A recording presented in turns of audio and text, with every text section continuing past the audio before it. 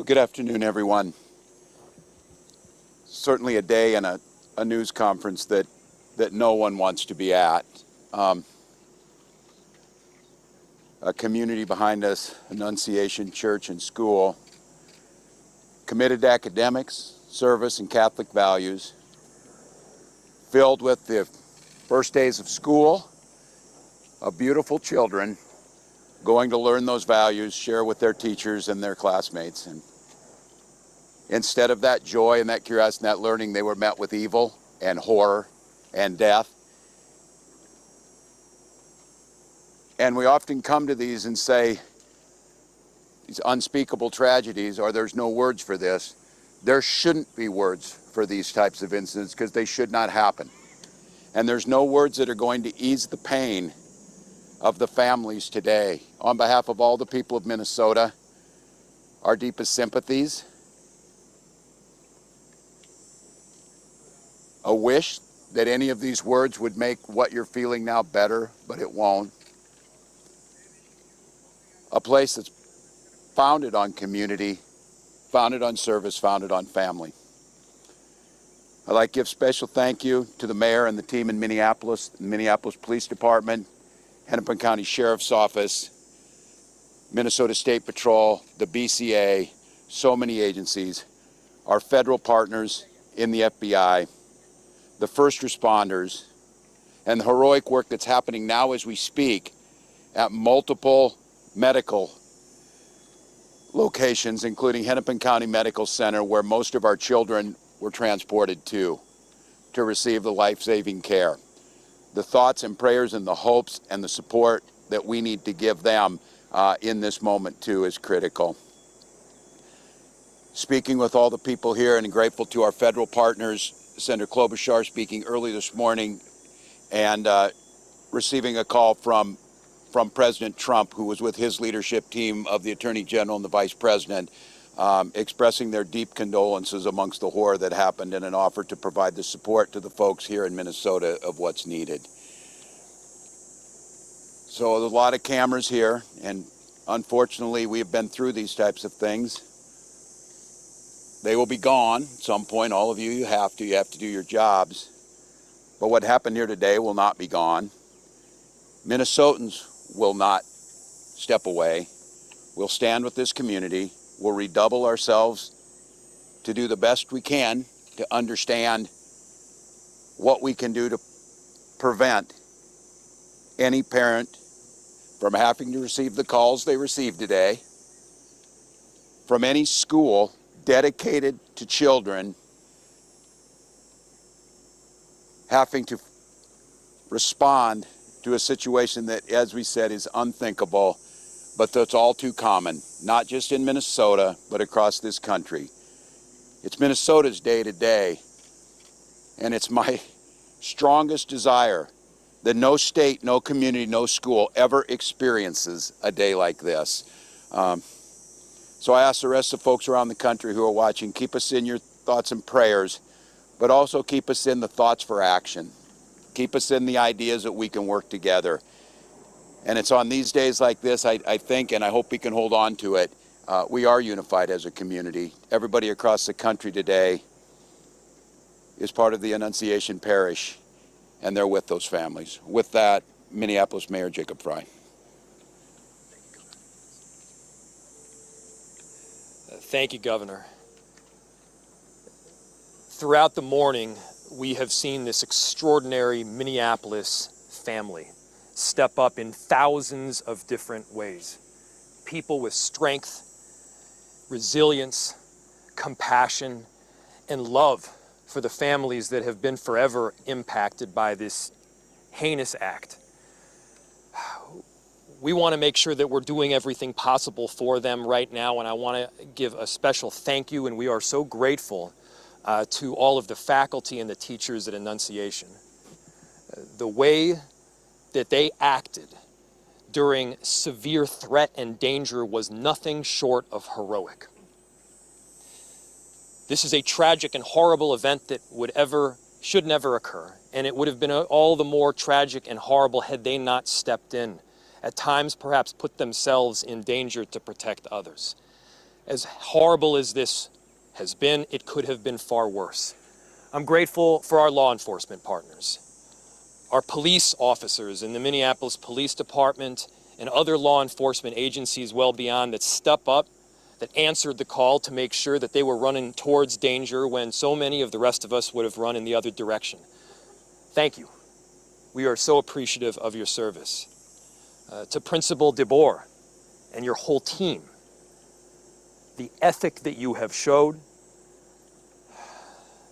the love that you've shown, it's flat out incredible. And at the same time, look, we need to be doing more than talking. It can't just be words. There needs to be action. And when we have seen school shooting after school shooting, when we have seen churches get shot up by horrible actors, I think the impetus has to be on all of us as leaders to do a whole lot more, to recognize that we've got more guns in this country than we have people. And it's on all of us to recognize the truth and the reality that we can't just say that this shouldn't happen again and then allow it to happen again and again beyond that. It's on all of us. And I have heard about a whole lot of hate that's being directed at our trans community. Anybody who is using this as an opportunity to villainize our trans community or any other community out there has lost their sense of common humanity. We should not be operating out of a place of hate for anyone. We should be operating from a place of love for our kids. Kids died today. This needs to be about them. This needs to be wrapping our arms around these families with every bit of love that we can possibly show. And I know that our Minneapolis family and well beyond is prepared to do exactly that. And so my message to everyone out there is, again, these families are experiencing some acute pain right now. But don't just think of these as somebody else's kids. Think of your own. Let's make sure that we're acting now to not just say it's never happening again, but ensure it doesn't. Our chief of police, who's been working tirelessly throughout the day, along with, again, a number of different law enforcement agencies, investigators, federal partners, state partners. Thank you, Senator Klobuchar, for being here. Been working tirelessly, and I'd like to invite him up to give some more of the details that have come up. Chief. My name is Brian O'Hara, B-R-I-A-N, O''H-A-R-A. I am the Minneapolis Police Chief. Good afternoon, and thank you all for your patience as we continue to gather the facts in this investigation into this truly unthinkable tragedy that happened here earlier today. I want to make sure that we are providing the most accurate information possible, particularly as we speak around our victims. At this point, we know we have a total of 19 victims from this tragedy. 2 were young children, ages 8 and 10, that were sitting in the pews at Mass when they were shot and killed. They were pronounced deceased on the scene. There were another 14 children between the ages of 6 and 15 that were injured by gunfire. There were also 3 adults in their 80s that were parishioners here attending Mass that were also shot in this incident. The families of all of the children that have been affected have been notified.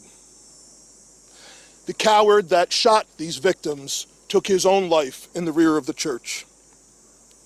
That coward has been identified as 23-year-old Robin Westman, no prior criminal history. As to the weapons used to perpetrate this horrific attack, there was a rifle, a shotgun, and a pistol. All 3 had been lawfully purchased by the shooter. At this stage, we believe that the shooter had acted alone. There is no indication of other suspects directly involved in carrying out this attack. Our investigators are working with other agencies in the process of executing 4 search warrants. One is for the church itself, where this crime occurred. The other 3 are residences nearby in the metro that are related to this shooter. Additional firearms are being recovered from those 3 residential locations as we speak. We are also aware of a manifesto that the shooter had timed to be released on YouTube. This manifesto appeared to show him at the scene and included some disturbing writings. That content has since been taken down with the assistance of the FBI, and it now remains under active review by our investigators. We know this community is reeling and is in pain.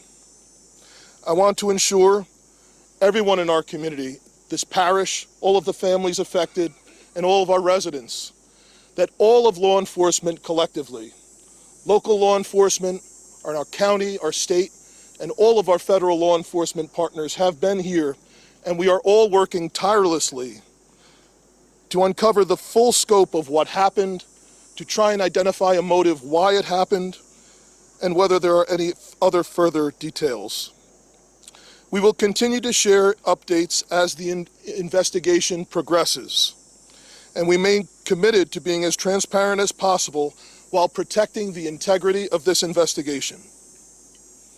In a moment, I will take some questions that I am able to answer, but first I want to bring up the principal of Annunciation School, Matt Du Bois, as well as, after him, the Archbishop, our Archbishop Bernard Hebda. So, Principal.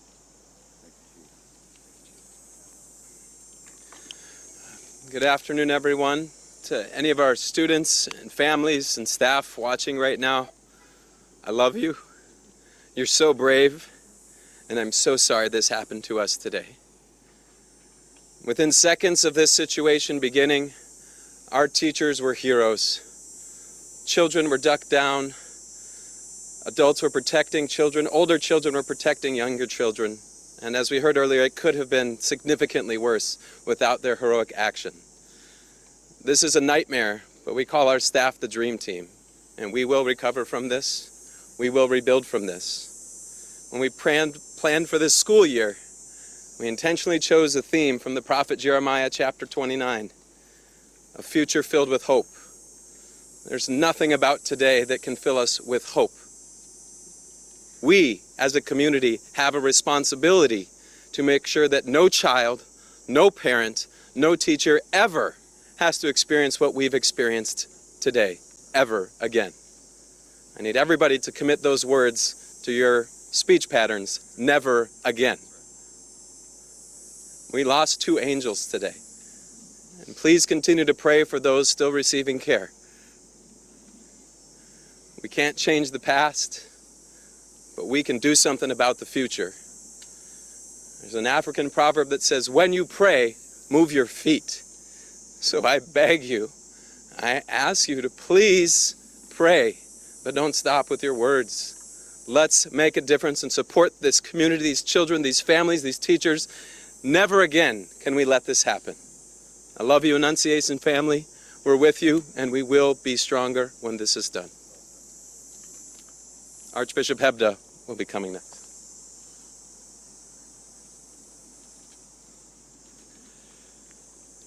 Thank you, Principal DeBoer. I'm so grateful that Mayor Fry and the Chief both mentioned how valiant you and your staff were. I'm so grateful to the pastor here at Annunciation, Father Dennis Zarin, for the deacon, Deacon Kevin Keneally, also were heroic in this time. But how sad it is, for sure, not only for the families who are directly involved, but indeed for families everywhere who feel the threat that comes from an event, a tragedy like today's. I would never want to correct a principal, but Principal DeBoer said it wasn't so clear where would be the source of hope. And brothers and sisters, we have to be men and women of hope. Already today, I've been receiving messages from all over our country promising prayers. And I think it's the prayers of the feet as well, Principal. That is, for me, is a source of hope, just as we see families stepping forward to help those who have been impacted by this terrible tragedy. Very grateful that Principal DeBoer spoke about prayer. Certainly that the bell in a Catholic church is always a call to prayer, and so it's a reminder for us for sure to be praying.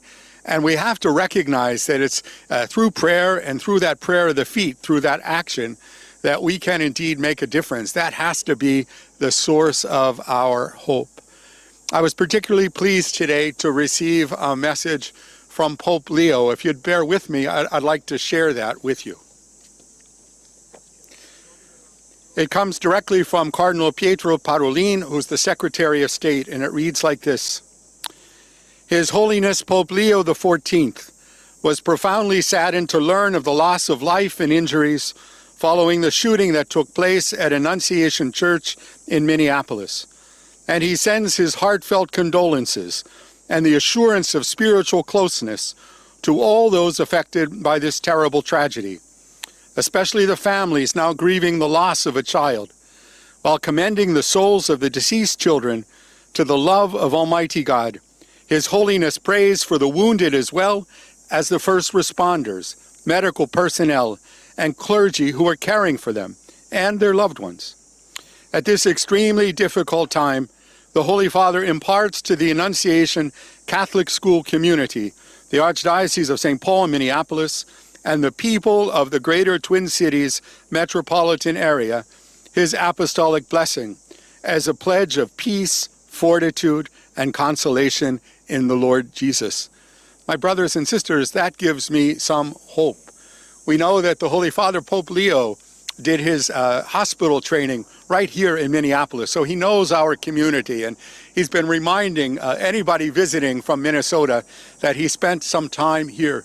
We're very grateful for his blessing, but I, like those who have spoken before, ask that you would continue to look for those ways of supporting those who have been impacted today, not only with your prayers, but also with your action.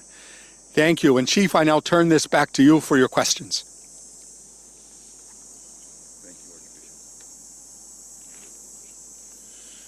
Thank you, Archbishop. As I mentioned, obviously the investigation continues in its preliminary stages. I will take some questions now, and additionally, we will let you know when we can provide some updated information. How are the injured students doing? What are their conditions at this point? The question from Matt was, how are the injured students doing? I believe all of them have their parents with them now, and they are all expected to survive. All of the remaining victims are expected to survive. There is a range of injuries, however. Chief, you said the weapons were acquired legally. Do we know when Yes. and where they were acquired? I can tell you they were purchased recently. Chief, can you tell us anything more about a possible motive here? We've also heard reports that the suspected shooter's mother was employed here at some point. Can you confirm that as well? Okay. So the question was on a possible motive and a relationship to the church or to the school. I have no information to share on a motive other than saying again that there was some sort of manifesto that was timed to come out on YouTube. It's been taken down, and our investigators are going through that to try and develop a motive from that. Additionally, there are these 3 search warrants happening in residential locations, and we may very well, find more information or writings that could give some sense to that, but we don't have that now. And I cannot confirm a relationship between the suspect or his family and this church at this time, but that's obviously something we're looking very closely at. Can you confirm at this point whether it was in fact by the suspect, or you believe at this point that it is in fact from him? And second question, What was by the suspect? I'm the sorry. manifesto that you've been Okay. talking about. Yep.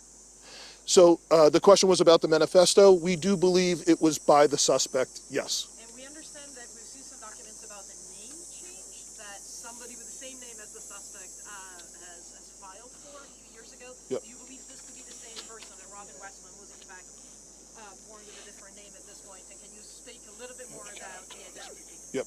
So the question was about the suspect, and he had a name change at some point in the past. I cannot confirm that other than confirming the identity, the name that I gave you, the age. That is the suspect. That's the person that we believe has caused this. Chief, you mentioned these videos posted on YouTube, seemingly scheduled to be posted right after this meeting.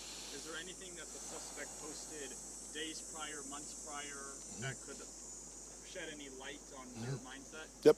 So the question was, we mentioned that the YouTube videos were scheduled to be posted. Is there anything else in social media that may shed some light into this? We do not have information on that at this time that I'm able to share. However, our investigators and our law enforcement partners are definitely looking at that. About how many children and parishioners were in the church when this happened? So the question was how many children and parishioners were in the church when this happened. This was towards the beginning of Mass, so some of the children were already filed into the church and were seated. Others were coming in. I've heard estimates, but we will release a more definitive number. Chief, Minneapolis police officers have had a couple of days. I know we're talking about the children Yep. in this incident, but there were several shootings yesterday. Yep. How is the resourcing going for you? Are you getting help from the places now? Yep. So Sue's question was resources for Minneapolis police due to the other challenges we've had the last 24 hours. Obviously, this has been the most difficult. The dozens of officers that responded to this scene, many of them are deeply traumatized by what they saw, as are obviously all of the children, all of the staff members, Father Dennis, everyone who was at Mass this morning. So obviously that has been our number one priority, is to care for the health and wellness of the officers that responded here. Additionally, obviously, we have responded to other challenging situations and other acts of violence. I can say, in regard to the shooting that happened outside of the high school yesterday, we have arrested 2 people for assisting in that shooting. We have not gotten the shooter yet, but we believe we have 2 people under arrest that were present with the shooter when that happened, and we're making significant progress. There was an additional arrest at a homicide last night that happened on the 2700 block of 3rd Avenue South. That person has not been booked specifically for being responsible for that murder, but we believe that is the person who caused that. So, First time you've ever had to deal with a mass shooting? no, unfortunately not. Yep.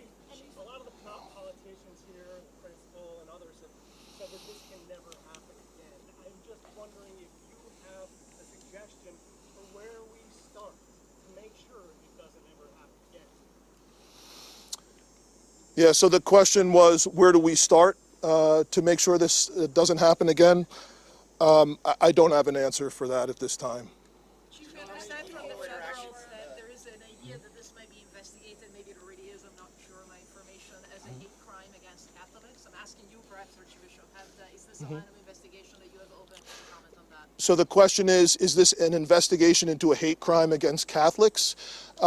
We don't have a motive at this time. Obviously, we're open to any possibilities at all, but we don't have a motive or anything to suggest Do you that. know if there is any more safety, any more protective measures that are implemented at other Catholic schools throughout the Twin Cities or churches? I'm sure there are masses going around right now this afternoon. Yeah.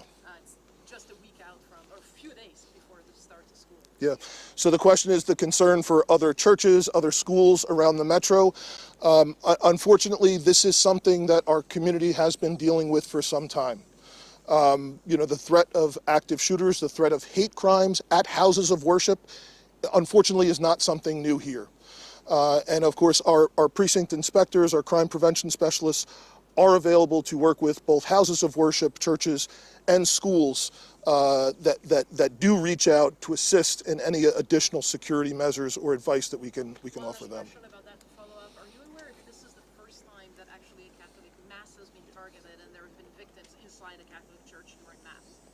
In the Twin Cities, not in the world. In the Twin Cities, I'm unaware of any other. yeah, from the the question was, is this the first time that there's been attack of Catholics at Mass in the Twin Cities area? The Archbishop is unaware of any other attack. Is saying that this is being investigated as domestic terrorism. Are you also tracking this? The question was, is it being investigated by the FBI? The FBI director is saying this is domestic terrorism. Is that what you're tracking? Well, the FBI is here with us and has been a part of this entire investigation, as well as the ATF, other law enforcement. It's being led right now by the Minneapolis Police Department, and we are looking at obviously any possibilities from wherever the evidence will lead us from what we recover. Absolutely. Thank you all again so much for your time today, for your support. Thank you.